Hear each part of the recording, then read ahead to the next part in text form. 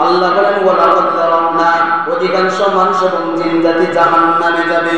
আল্লাহ কারণ ধরে বলেন লাহুম কুলুবুন লা ইয়াফকাহুনা বিহা, আমি আল্লাহ তাদের কান দিয়েছিলাম, বোঝার জন্য একটা মেধা শক্তি দিয়েছিলাম, কিন্তু ওই মেধা শক্তি প্রয়োগ করিয়া আমার কোরআন শিখে নাই, আমার কোরআন পড়ে নাই, আমার কোরআন তেলাওয়াত করে নাই, আমার কোরআনের আয়াতগুলো পড়িয়া পড়িয়া, আমার কোরআনের সূরাগুলো পড়িয়া পড়িয়া, আমার কোরআনের পারাগুলো পড়িয়া পড়িয়া আমি রবের সাথে কথা বলে নাই।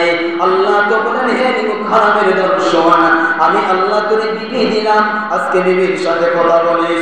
আমি আল্লাহ তোরে সন্তান দিলাম, আজকে সন্তানের সাথে কথা বলিস। আমি আল্লাহ তোরে প্রতিবেশী দিলাম, আজকে প্রতিবেশীর সাথে তুই কথা বলিস। সকালেও আমরা প্রতিবেশীর সাথে কথা বলি, রাত্রিতেও বলি, চায়ের হোটেলেও বলি, তার বাড়িতে গিয়েও বলি, অথবা সে আমার বাড়িতে আসলেও কথা বলি। ও ভাই, যে আল্লাহ আপনাকে ছেলে দিল, মেয়ে দিল, আপনাকে বানা দিল, আপনাকে আত্মীয় স্বজন দিল, আজকে আপনি আল্লাহ তাআলা দ্বারা তাদের সাথে কথা বলেন।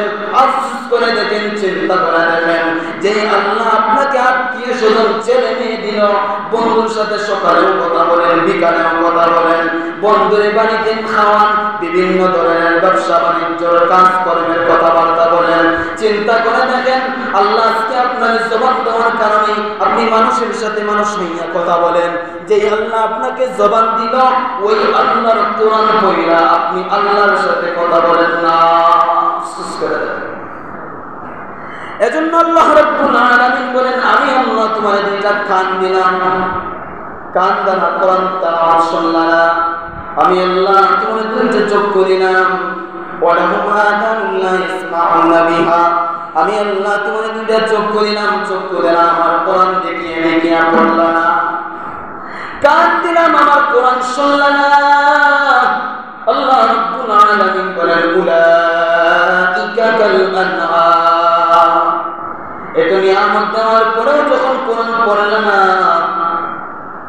এত নিয়ামত দেওয়ার পরেও যখন কোরআন পড়া পড়া আমার সাথে কথা বললা না, আল্লাহ বড় রাগান্বিত হইয়া বলেন, উলাইকা কাল আনআম বাল হুম আযাল।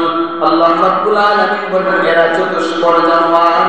শুধু চতুষ্পদ জানোয়ার বলে আল্লাহ শেষ করেন নাই, আল্লাহ পরের অংশ বলেন বাল হুম আযাল, চতুষ্পদ জানোয়ার থেকে আরো নিকৃষ্ট।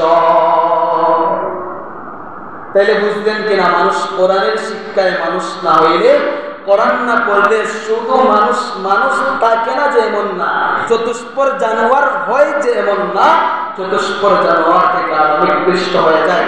ও ভাই, আমরা এখানে যারা আছি, এখনো নিয়ত করি যে যারা কোরআন পড়তে পারি না, এখন যদি আমি নিয়ত করি যে কোরআন শিখবার চেষ্টা করি,